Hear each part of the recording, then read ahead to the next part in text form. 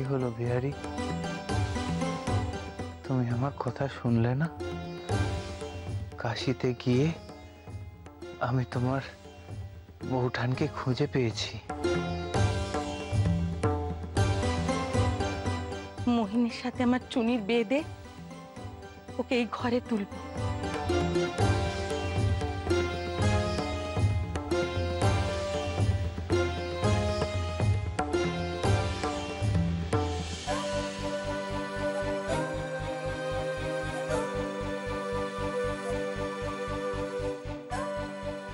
কি ভাবছো বিহারি?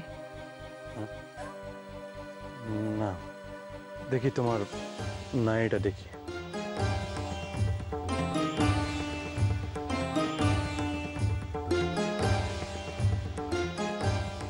তোমার শরীর যে সুস্থ নেই মহিন্দা। আগে আমার কথাটা শোনো। তুমি যে জ্বরের ঘরে কি প্রলাপ বকছো আমার কিছুই মাথায় ঢুকছে না।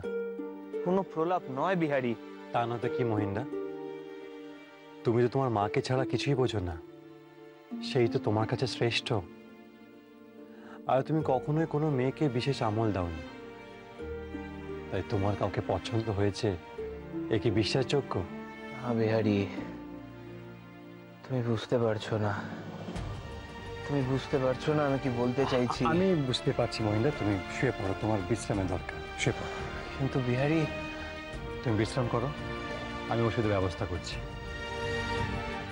বিহারি, কিন্তু বিহারি, বিহারি আমার, বিহারি আমার কথাটা শুনে যাও বিহারি।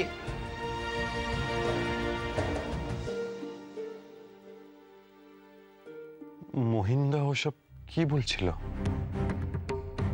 এবারে কাশি গিয়ে আমি তোমার বউঠানকে খুঁজে পেয়েছি বিহারি। না না, এ হতে পারে না।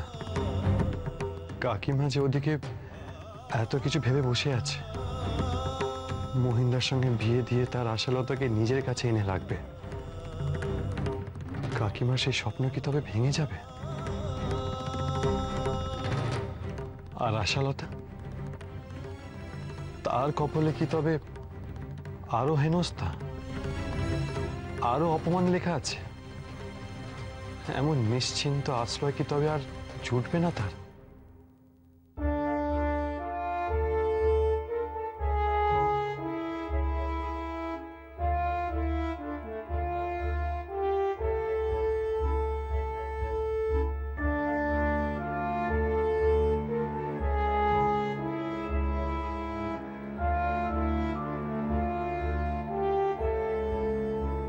ঘোড়ার ডাক্তার কি ঘোড়ার মতো দাঁড়িয়ে দাঁড়িয়ে ঘুমের অভ্যেস করছে নাকি? ওষুধ, মহিন্দার ওষুধ আনতে হবে এক্ষুনি। আচ্ছা, নুকুর দাদা কোথায়? বিরজু দাদা, বিরজু দাদা, বিরজু দাদা, বিরজু দাদা। কত বড় ডাক্তার এসেছেন, ওষুধ আনতে যাচ্ছেন। ঢাল নেই, তরোয়াল নেই, নিধিরাম সর্দার। এই যে মেয়ে,